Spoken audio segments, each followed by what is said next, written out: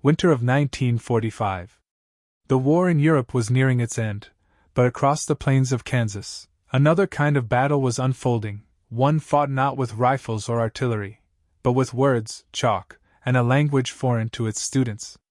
Behind the fences of a prisoner-of-war camp stood hundreds of German soldiers, men who had once marched under the banners of the Wehrmacht. Among them was a 30-year-old artilleryman from Bremen, who only months earlier had faced the Red Army in Poland. Now he found himself seated at a wooden desk in a drafty barrack, staring at a thin booklet with the title, English for Beginners. The paper smelled faintly of ink and sawdust. On the first page were phrases he had never spoken aloud. Good morning. My name is Hans. I am a prisoner. The scene felt unreal to him. Just a few months earlier, he had expected to die on the Eastern Front.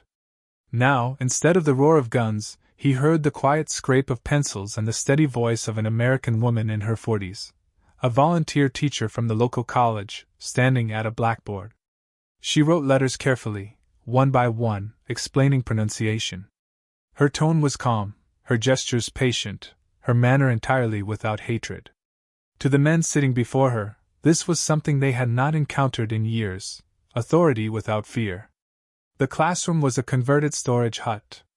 Rows of benches faced a chalkboard where the day's lesson, simple English verbs, was written in white dust. A potbelly stove hissed weakly in the corner, its heat barely reaching the last row. Through the frosted windows came the hum of the wind and the distant sound of a train passing somewhere across the plains. Outside the camp, Kansas stretched flat and endless, nothing like the bombed-out cities they remembered. Inside, for the first time since capture, the Germans experienced silence, not the silence of defeat, but of learning. Each man wore the same khaki-issued uniform marked PW in large black letters. They were mechanics, students, farmers, officers, and teenagers, fragments of a broken army gathered in an unlikely classroom. The American guard at the door seemed almost disinterested, leaning on his rifle as if schoolwork needed no supervision. On the teacher's desk sat a small American flag, not as a symbol of triumph, but of routine, a reminder that this was still wartime, even if the rules of war here no longer applied. For the prisoners, the idea of being taught by the enemy was deeply disorienting. The propaganda that had shaped their youth had promised that capture by Americans meant humiliation, punishment, or worse. Instead, they were handed books, pencils, and dictionaries. The realization unsettled them more than any interrogation could have. What kind of nation, they wondered, would spend time educating those it had already defeated? The teacher continued, her voice steady, her sentences clear and deliberate. The men repeated after her, stumbling over words that stuck to their tongues like unfamiliar shapes. The chalk squeaked. The wind outside rose and fell. And somewhere between the cold air and the warmth of the stove, a strange transformation took place, the moment when enemy soldiers stopped being enemies and became students. It was a quiet revolution, one that would never make the front pages. Yet, in that Kansas classroom, a German soldier who had once shouted orders across battlefields now whispered English syllables with the focus of a child learning to speak. He was not ordered to obey, only invited to understand. And in that small act of understanding, the first cracks appeared in the walls that war had built between men. The guns in Europe had not yet fallen silent, but here, in the stillness of the American heartland, the first lesson of peace had already begun. For the German prisoners of war, the very notion of learning the enemy's language carried the taste of humiliation. They had been raised in a world where the idea of surrender was shameful and education itself was often an instrument of ideology. In the Third Reich, knowledge had been used to justify power, not to question it. From the first days of their capture, many expected the treatment they had heard about in propaganda broadcasts: harsh interrogations, physical punishment, or endless labor under armed supervision. Instead, they found classrooms. The shock of that contrast unsettled them more deeply than any prison routine could. Most of the men who entered those camps had been molded by years of nationalist education that equated victory with virtue and defeat with disgrace. To sit in a room and listen to an American teach grammar was, in their minds, a reversal of everything they had been told about the hierarchy of nations.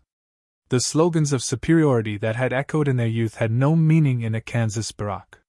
The teacher's calm explanations of to be and to have undermined a decade of rhetoric that had glorified domination and obedience. For many, that cognitive dissonance was unbearable. Their resistance was often silent but tangible.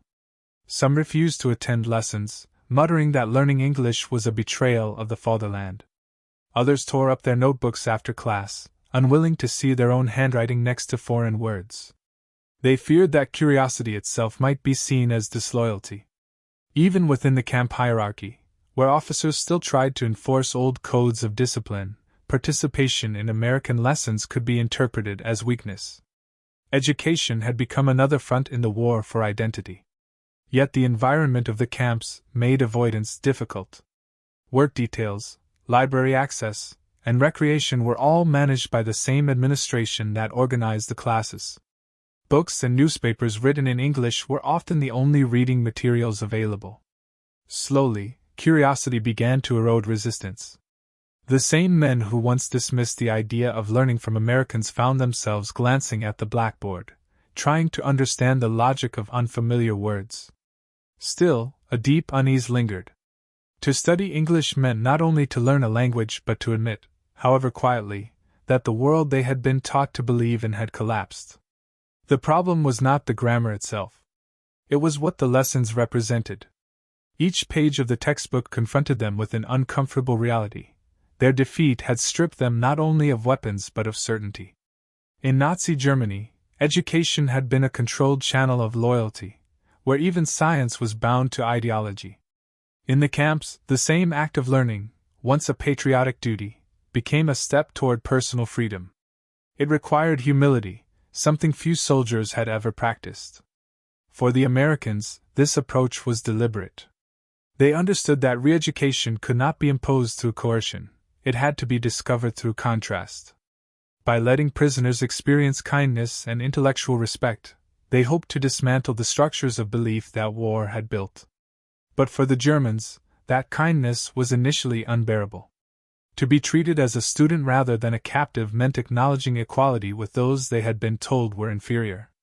The struggle was internal, a silent clash between pride and perception, between obedience and understanding. Many of them wrestled with a question they could not voice: could the enemy's words become their own without erasing who they were? Every sentence they learned blurred the boundary between self and other. The blackboard became a mirror in which they saw a reflection of their defeat and, at the same time, a glimpse of something unfamiliar: dignity without hierarchy. This was the paradox at the heart of the camp's educational experiment. The Americans were not trying to humiliate their captives, yet the very act of offering knowledge created discomfort. It forced the prisoners to face a world where strength was measured not in orders shouted, but in ideas exchanged.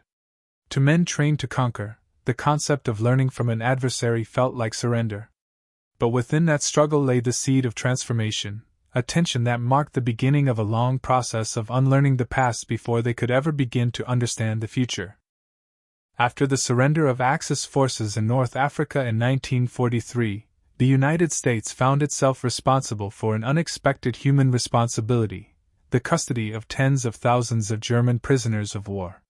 What had begun as a logistical necessity soon evolved into one of the largest POW operations in modern history. By the spring of 1945, nearly 425,000 enemy soldiers were scattered across more than 650 camps throughout the continental United States. Of these, approximately 371,000 were German. The remainder were mostly Italians and a few thousand Japanese. The prisoners were transported across the Atlantic under tight security, arriving at ports in Virginia, Louisiana, and New York before being distributed to inland locations, far from the coasts, where escape was nearly impossible. The decision to bring them to the American heartland was both practical and symbolic. The War Department needed labor to sustain wartime agriculture and industry, and the vast rural expanses of Texas, Oklahoma, Kansas, and Colorado provided both space and work. At the same time, the U.S. government sought to demonstrate its adherence to the 1929 Geneva Convention. Every aspect of the prisoners' lives, from food rations to pay rates, was carefully documented to ensure compliance. Yet, as the months passed, the program expanded beyond simple containment. The camps began to take on the structure of small, functioning communities, complete with libraries, orchestras, sports fields, and schools. The idea of educating captured soldiers did not arise overnight. In 1944, reports from camp commanders and local educators suggested that idleness was breeding frustration and political tension among the prisoners. Many German officers continued to promote Nazi ideology, organizing secret meetings and distributing propaganda. In response, the War Department approved a pilot initiative that would use education as a stabilizing and reformative tool. The first experimental programs emerged in the Midwest, where cooperation between local colleges and military administrators was easiest to establish. Colorado became one of the earliest centers of this effort. At Camp Greeley, with assistance from the Colorado Teachers College, classes in English, mathematics, and geography were organized for willing prisoners. The curriculum emphasized practical language skills, not politics, allowing students to write letters, understand work instructions, and engage with local newspapers. In some cases, prisoners enrolled in correspondence courses through the University of Colorado or the University of Minnesota, submitting assignments that were graded by faculty and returned through the camp postal system. For men who had once been soldiers of the Reich, the act of receiving a letter from an American university professor was as disorienting as it was enlightening. By late 1944, the War Department institutionalized these initiatives under a new branch called the Special Projects Division, headquartered in Washington, D.C. Its mission extended beyond simple education. The SPD sought to introduce German prisoners to democratic principles, critical reasoning, and cultural pluralism through reading lists, discussion groups, and controlled access to Western literature banned in Nazi Germany. Camp libraries stocked works by Goethe, Thomas Mann, and even American classics like Twain and Whitman, authors once denounced by the Reich's Ministry of Propaganda. Each region developed its own variation of the educational experiment. In Texas, the massive Camp Hearn hosted lectures on American geography and history. In Kansas, Camp Concordia worked directly with the University of Kansas to design syllabi for structured courses taught in both English and German. Camp Carson in Colorado introduced technical training programs for prisoners with engineering or agricultural backgrounds. What united all of these efforts was the belief that exposure to knowledge, even under confinement, could shape future attitudes toward democracy. The American public was not unaware of these efforts. Local newspapers occasionally published stories about enemy students studying behind barbed wire, often with a mix of curiosity and pride. The press framed it as an example of American moral superiority, a demonstration that the United States could fight a brutal war without abandoning its principles. To many citizens, the sight of former enemy soldiers tending crops or reciting English vocabulary in rural schoolhouses was living proof of the contrast between democratic ideals and totalitarian doctrine. By the end of the war, these educational programs had touched thousands of lives. Though not all prisoners participated willingly, the presence of libraries, lectures, and language lessons distinguished the American camps from those of any other major power. It reflected a conviction unique to the United States at that moment in history, that even an enemy could be approached not just as a problem to be controlled, but as a human being capable of learning. The policy did not erase the realities of war, but it left behind a quiet record of civilization persisting in the midst of conflict, a reflection of a nation determined to win not only the war of weapons, but the war of ideas. By 1944, the United States had entered a new phase of the war, one where victory seemed increasingly certain, but the question of what would follow loomed large. Within the War Department, officials began to confront an idea that went far beyond the battlefield: what would happen to the minds of the millions of enemy soldiers once the guns fell silent? Many of these men would return to a defeated and broken Germany, a nation shaped by years of totalitarian propaganda. American strategists feared that without intervention, the ideology of National Socialism might survive the Reich itself. From this concern emerged one of the most ambitious and little-known psychological experiments of the Second World War, the Special Projects Division. Established in the summer of 1944 under the office of the Provost Marshal General, the Special Projects Division, SPD, was created not by soldiers, but by educators, linguists, and psychologists. Its members came from universities such as Harvard, Columbia, and the University of Chicago. Their mission was not military in the conventional sense. It was to influence the intellectual and moral rehabilitation of German prisoners of war held in the United States. The idea was both pragmatic and idealistic. If these men could be exposed to democratic values, free thought, and responsible citizenship, while still in captivity, they might return to Germany as seeds of renewal rather than remnants of fascism. The SPD's methods were carefully designed to operate within the limits of the Geneva Convention, which forbade direct political indoctrination of prisoners. Instead, the division used education and culture as indirect tools of transformation. It established libraries in major camps stocked with literature banned by the Nazi regime, works of philosophy, science, and fiction that reflected intellectual freedom. Each camp received reading lists vetted by scholars and translated where necessary. German classics were placed alongside American and British authors, creating a subtle dialogue between traditions. The presence of Goethe and Thomas Mann beside Emerson and Steinbeck was deliberate. The goal was not to erase German culture, but to reconnect it to universal ideas of human dignity and thought. One of the SPD's most notable projects was the publication of a German-language newspaper titled Der Ruf, The Call. Written and edited by anti-Nazi prisoners under supervision, it offered news, essays, and reflections on the collapse of the Third Reich. The articles avoided overt propaganda, instead emphasizing reason, personal responsibility, and moral introspection. Circulated in thousands of copies across American POW camps, the paper became a forum for rethinking the war from within the German experience. It was perhaps the first space since 1933 where Germans could read political commentary unfiltered by censorship.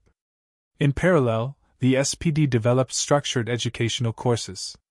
These included English language instruction, introductions to American civics, world history, and comparative government. The aim was not to preach democracy as dogma but to let prisoners encounter it through practice, by debating, asking questions, and analyzing sources. Lectures were often accompanied by films, discussion circles, and reading groups. Where possible, American professors or graduate students volunteered as instructors. In some camps, such as Camp Concordia in Kansas, the program evolved into a fully developed academic curriculum, complete with textbooks and examinations. Behind these initiatives lay a distinctly American philosophy, that education could serve as an antidote to authoritarianism. Psychologists like Dr. Edward Hunter and educators like Howard Mumford Jones argued that moral reconstruction required intellectual freedom, not punishment. The War Department accepted this view reluctantly at first, wary of accusations of pampering the enemy. But as reports arrived showing improved morale and discipline among educated prisoners, support for the program grew. The catalyst, therefore, was not merely administrative, it was ideological. It reflected the growing recognition that post-war peace would depend as much on re-education as on disarmament. In the eyes of its creators, the Special Projects Division was a humanitarian experiment rooted in both practicality and hope. It was a wager that books could succeed where bullets had failed, that conversation could outlast coercion. By the time Germany surrendered in May 1945, the SPD had already begun to plan for the next phase, preparing selected prisoners for early repatriation as potential leaders of democratic reconstruction. Many of these men would later become teachers, journalists, or civil servants in the new West Germany. Their first exposure to democratic thinking had come not in lecture halls or parliaments, but in classrooms built inside American camps, places where former enemies learned, perhaps for the first time, that freedom begins not with victory, but with understanding. The design and execution of the prisoner education programs in the United States were unlike anything previously attempted during wartime. What began as scattered, informal classes run by camp chaplains or cooperative prisoners gradually evolved into a nationwide system of structured instruction supported by universities, local teachers, and the U.S. Army's Special Projects Division. By 1944, the process had taken on a level of organization that reflected both academic precision and military efficiency. Every major POW camp was encouraged to develop its own curriculum within a standardized framework that emphasized practical knowledge, moral reflection, and exposure to democratic ideas through neutral subject matter. The administrative foundation of these programs was built upon collaboration between the War Department and educational institutions across the country. The Office of the Provost Marshal General issued directives outlining how classes should be conducted. Participation was to remain voluntary, political indoctrination was prohibited, and courses were to focus on universally beneficial subjects such as language, mathematics, history, and civics.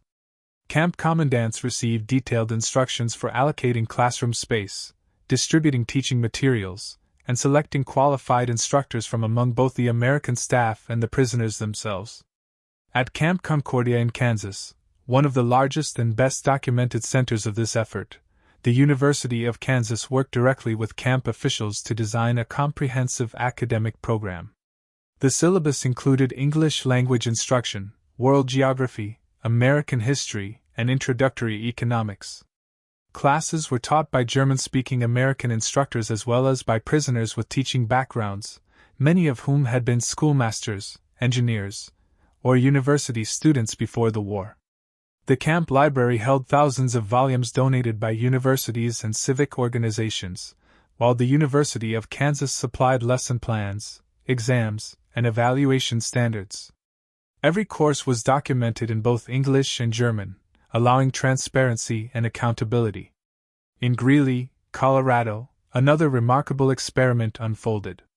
The Colorado Teachers College, today the University of Northern Colorado, sponsored regular English lessons for POWs housed nearby. The classes were practical in nature, teaching basic communication for work assignments and correspondence. Prisoners were encouraged to write short essays and translate simple newspaper articles. Their work was reviewed and graded, and successful students were allowed access to more advanced reading materials. The program emphasized clarity and comprehension rather than ideology. Teachers avoided any discussion of politics or propaganda, focusing instead on daily life, work, and cultural understanding.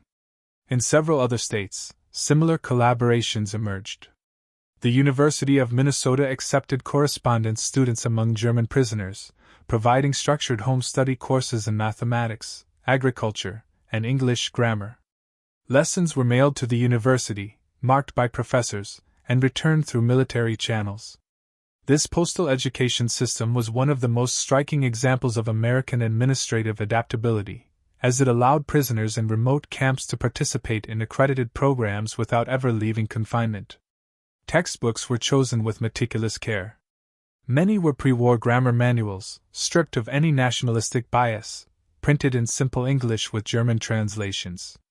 The lessons contained dialogues about weather, family, and work, topics intentionally distant from the world of uniforms and hierarchy. American educators believed that ordinary subjects carried extraordinary potential. By normalizing everyday speech and thought, they could quietly erode the ideological rigidity ingrained by years of Nazi education. The human element of the process was equally significant. In some camps, particularly in rural communities, local volunteers joined the teaching effort. Farmers, librarians, and even widowed mothers who had lost sons in combat offered their time to help conduct conversation practice or manage libraries. Their involvement transformed the classroom from an instrument of policy into a space of unexpected humanity. For the German prisoners, these encounters were often the first moments of personal contact with Americans outside of the guard towers, a glimpse of the society that existed beyond the war. Classrooms were simple but orderly. Wooden tables replaced mess benches, chalkboards hung between bunk rows, and makeshift stoves kept the air warm enough for concentration. Attendance rosters were maintained like military roll calls. The American commandants supported these programs not only for moral reasons but also because they improved discipline. Prisoners who studied were less restless, less confrontational, and often more cooperative in daily labor. The War Department's internal reports confirmed that education reduced incidents of violence and helped identify future pro-democratic elements among the captives. By late 1945, the system had matured into a network of educational microcosms stretching across the United States. Each camp operated its own miniature schoolhouse, complete with timetables, exams, and certificates of completion. The design was pragmatic, but its results transcended practicality. The process turned confinement into a period of intellectual engagement, transforming the act of captivity into an opportunity for rediscovery. It represented a subtle, distinctly American experiment, an effort to prove that even in war, education could function as both a method of control and a gesture of faith in human reason. In practice, the educational programs in the American POW camps became a remarkable social experiment, one that revealed as much about the students as it did about their teachers. The initial reaction of the prisoners was a mixture of suspicion, confusion, and quiet defiance. Many had entered captivity expecting punishment, not lessons. When they were first invited to attend classes, some assumed it was a trick meant to expose their political beliefs. Others saw it as a humiliation, a symbolic reminder that they were now students of the very nation they had been taught to despise. Attendance in the early weeks was sparse. Those who did appear often sat with folded arms, answering reluctantly or not at all. But the tension began to fade as the months passed. The Americans had no interest in forcing attendance, and the voluntary nature of the classes slowly eroded resistance. The atmosphere in the classrooms was unlike anything the prisoners had known during the war. There were no shouted commands, no punishments for mistakes, no hierarchy based on rank. The teachers treated officers and enlisted men alike, a practice that contradicted every rule of German military culture. It was disorienting, but it was also strangely liberating. For the first time in years, these men were free to learn without fear. As the lessons continued, words spread through the camps that the classes were not propaganda. The textbooks contained no slogans, the teachers never spoke of ideology, and the subjects were practical: language, history, mathematics, agriculture, literature. Slowly, attendance grew. In some camps, more than half of the prisoners eventually enrolled in at least one course. At Camp Concordia in Kansas, the evening reading sessions became particularly popular. German teachers among the prisoners organized groups to read and discuss translated works of American authors. The camp library was busy well into the night, and guards reported seeing prisoners studying under dim light bulbs long after curfew. At Camp Carson in Colorado, English instruction evolved into informal discussion circles where prisoners practiced conversation and shared personal experiences of captivity. The Americans observed that these sessions had a calming effect on camp life. Tensions between rival prisoner factions, especially between Nazi loyalists and those critical of the regime, diminished when they studied together. Learning became a quiet act of reconciliation. In Algona, Iowa, where over 10,000 German prisoners were held, a group of linguistically gifted men formed a translation circle. They translated local American newspaper articles into German and debated the contents, sometimes comparing them to the censored propaganda they had grown up with. These discussions were cautious but profound. For many, it was the first time they had engaged with an uncensored press or read openly critical views of their homeland's leadership. The act of comparing perspectives planted the first seeds of critical thought, even among those who still held national pride. Subjects like freedom and responsibility, introduced innocently through language exercises, took on deeper meanings. When a lesson required them to write sentences using those words, some prisoners hesitated. These terms, once abstract or politicized under the Nazi regime, began to acquire human weight. Freedom no longer meant conquest or dominance, it meant choice, the ability to think independently. Responsibility no longer meant obedience to authority, it meant accountability for one's actions. The men who wrote these words into their notebooks often did not realize that they were participating in a quiet redefinition of values. The physical environment of the camps also influenced the results. American guards often allowed a degree of autonomy to well-behaved prisoners, giving them space to organize lectures and clubs. The barracks became improvised classrooms, the mess halls turned into auditoriums. Prisoners built makeshift podiums, chalkboards, and desks. Within months, many camps resembled small universities. Reports from the War Department's inspectors described scenes where hundreds of men sat listening to a lecture on English grammar or American geography, their attention fixed not out of fear, but out of genuine curiosity.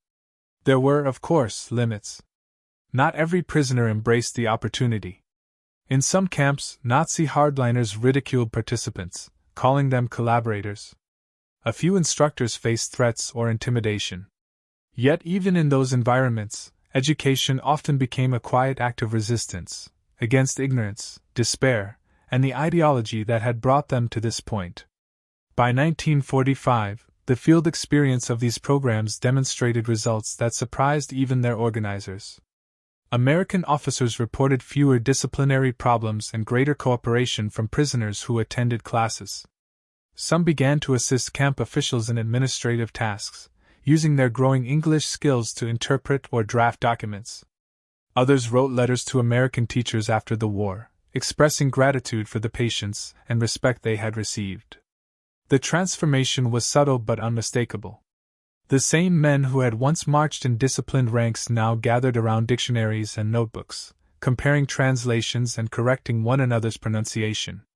The barracks that had once symbolized captivity became, in their own way, schools of renewal. Through repetition, reading, and reflection, many prisoners began to rediscover their individuality, something that war and ideology had long suppressed. And though they remained behind barbed wire, those classrooms offered a glimpse of something none of them had expected to find in America: the freedom to think. By the final months of the war, the educational initiatives that had begun as modest experiments had grown into a widespread and organized system. Across the United States, hundreds of prisoner-of-war camps hosted some form of academic or cultural instruction.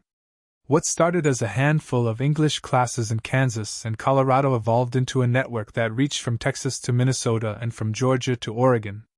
The U.S. Army's Special Projects Division coordinated much of the effort, ensuring that even remote or temporary camps received books, printed materials, and guidelines for structured learning.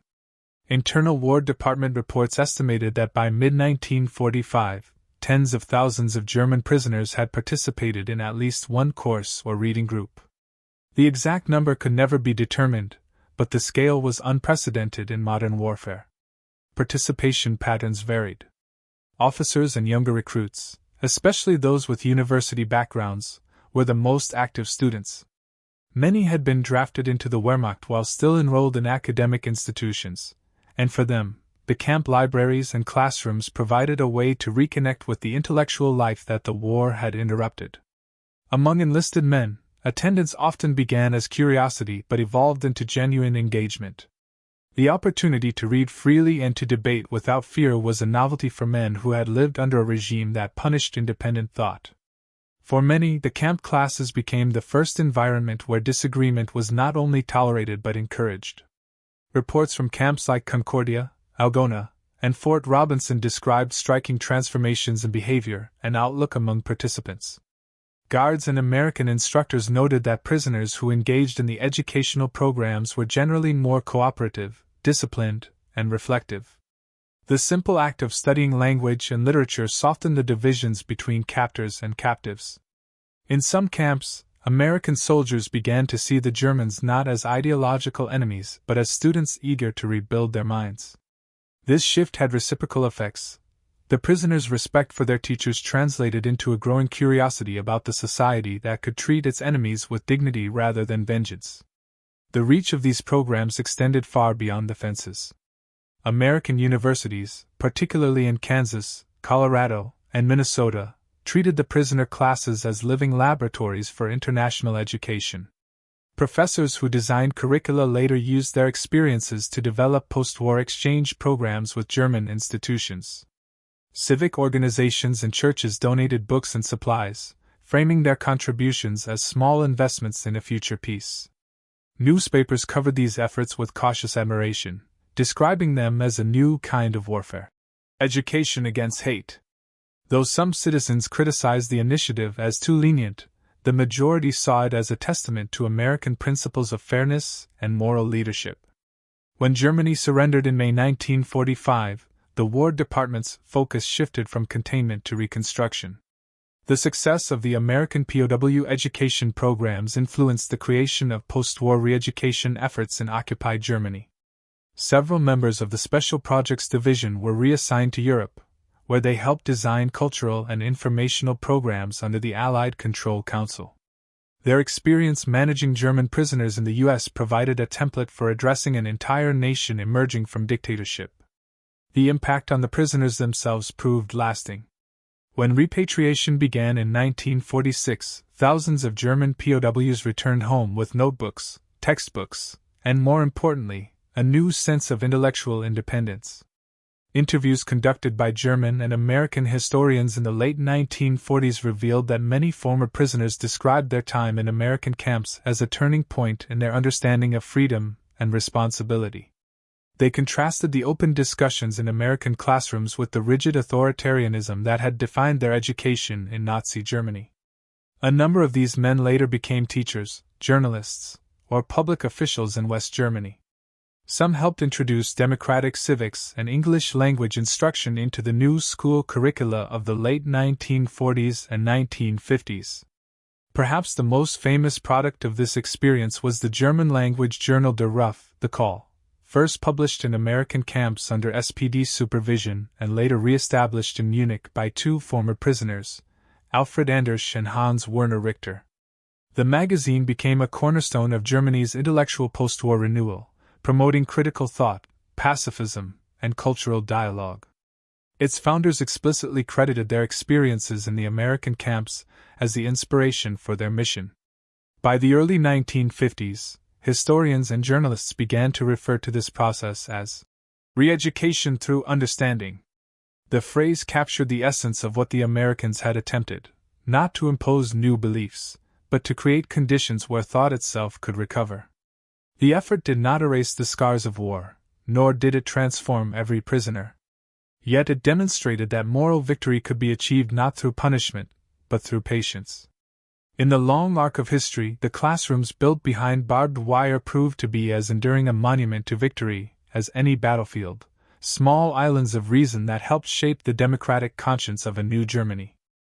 When the war ended and Germany lay in ruins, the men who returned from American prisoner of war camps carried with them more than survival. They carried an education born in captivity. For many of them, their time behind barbed wire had been the first exposure to a system of thought unshaped by fear or coercion. They returned not as converts or collaborators, but as witnesses to another kind of power, the power of reason, order, and civility. In the devastated cities of the post-war years, those memories became a quiet foundation for reconstruction. The returnees spoke of a different America than the one portrayed in Nazi propaganda. They described a country where even prisoners were treated with procedural fairness, where books were shared instead of censored, and where conversation was permitted without suspicion. In a Germany starved of structure and trust, such recollections had moral weight. Many of these former prisoners took jobs as translators and interpreters for the Allied occupation forces, bridging linguistic and cultural divides that once seemed insurmountable. Their English, learned in the classrooms of Concordia, Greeley, or Algona, became a practical tool for rebuilding their country's institutions. The influence extended into education itself. By the late 1940s, several German states introduced English as a required subject in secondary schools, reflecting both pragmatic necessity and cultural aspiration. Among the early teachers of this new generation were men who had sat in American POW classrooms, who remembered the calm explanations of their instructors and the patient logic of the lessons. Their teaching methods reflected what they had learned about open dialogue and inquiry. In the rubble of a defeated nation, those simple classroom experiences offered a model for a new kind of learning, less authoritarian, more humanistic. The intellectual consequences were even broader. A number of former POWs became part of Germany's literary and journalistic renewal. The editors of Der Ruf, Hans Werner Richter and Alfred Andersch, both former prisoners in the United States, embodied this transformation. Their post-war work emphasized individual conscience, skepticism toward power, and a commitment to free expression, all principles first encountered in the libraries and discussion groups of American camps. The magazine and the literary circle that grew from it, the Grupp 47, became a cornerstone of post-war German literature, nurturing writers who defined the moral tone of the Federal Republic. Their approach to language and truth owed much to the linguistic humility they had acquired while struggling with English verbs in captivity. Historians later noted that these educational experiences did not produce mass ideological conversions. They did not turn German soldiers into Americans. What they did produce was subtler and perhaps more enduring, an awareness that democracy was not merely a political system but a way of relating to others. The respect shown by American teachers and guards challenged deeply ingrained assumptions about authority and hierarchy. For many, this was the first lived example of equality not as theory but as practice. This legacy echoed quietly through the decades that followed.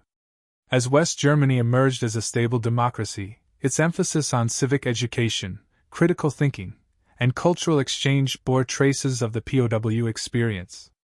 Former prisoners were often among the first to participate in early student exchange programs and sister city partnerships between Germany and the United States in the 1950s.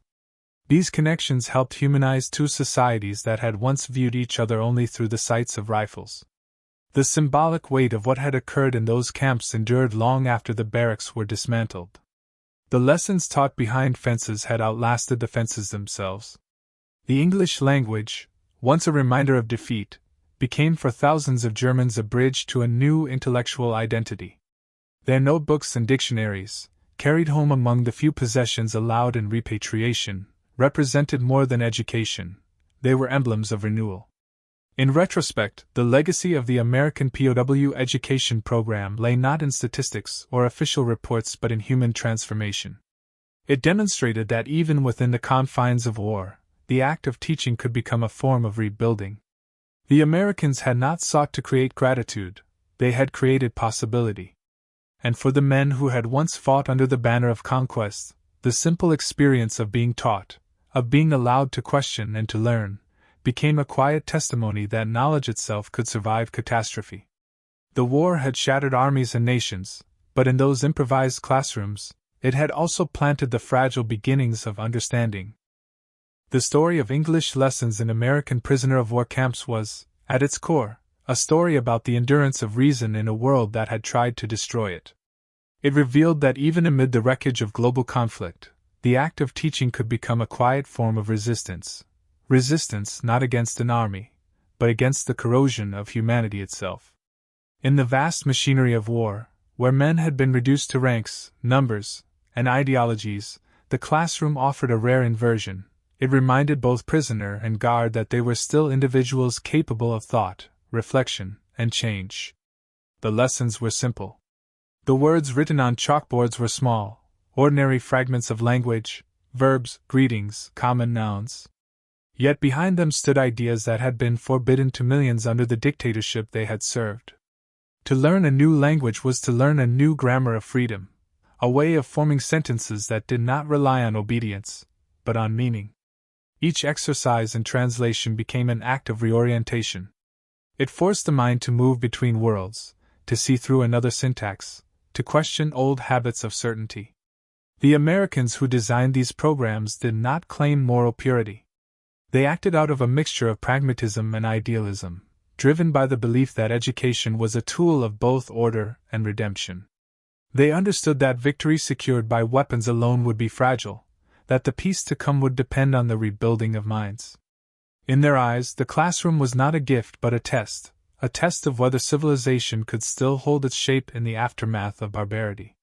Their decision to teach, rather than to punish, was a statement of faith in human adaptability, a belief that understanding was stronger than humiliation. For the prisoners, the lessons carried an unspoken paradox. They studied the language of those who had defeated them, and yet in doing so they discovered something universal. In the American camp, they encountered a form of authority that did not demand fear, and a kind of freedom that did not depend on conquest. The classroom became a space where defeat ceased to be merely military. It became intellectual and moral, a surrender not to an enemy but to the recognition of shared humanity. As the war receded into memory, Those who had once sat at the crude desks of Kansas or Colorado carried fragments of those lessons back to their ruined cities. They spoke of fairness, of patience, of the strange dignity they had witnessed in a foreign land. For many, it was the first time they had seen democracy not as an abstract word but as a behavior, a way of treating others. That understanding, fragile as it was, became a quiet thread running through the reconstruction of post-war Europe. Philosophically, the experiment revealed something profound about the relationship between power and empathy. The Americans had all the authority that victory granted, yet they chose to exercise it through instruction rather than domination. In doing so, they proved that power need not always corrupt; it could, under rare circumstances, enlighten. The moral force of that choice did not erase the brutality of the wider war, but it stood in contrast to it, a small but enduring counterpoint to destruction. In the end, the significance of those lessons was not measured by how many prisoners learned to conjugate English verbs, but by how many learned to think differently about themselves and the world. A man who once defined duty as obedience began to see it as understanding. A soldier who had been trained to hate discovered that language could connect rather than divide. The sentence written on the blackboard, "I want to learn," was no longer a phrase of grammar, but a declaration of intent. The war had been fought to the edge of annihilation, yet in those classrooms behind barbed wire, a faint echo of civilization persisted. It suggested that even in humanity's darkest hour, education remained a form of hope, the last tool capable of rebuilding what ideology had destroyed. The chalk that scratched against wood was not just drawing letters, it was rewriting the meaning of victory itself. In that fragile act of teaching and learning, the post-war world began, not with a treaty, but with a lesson.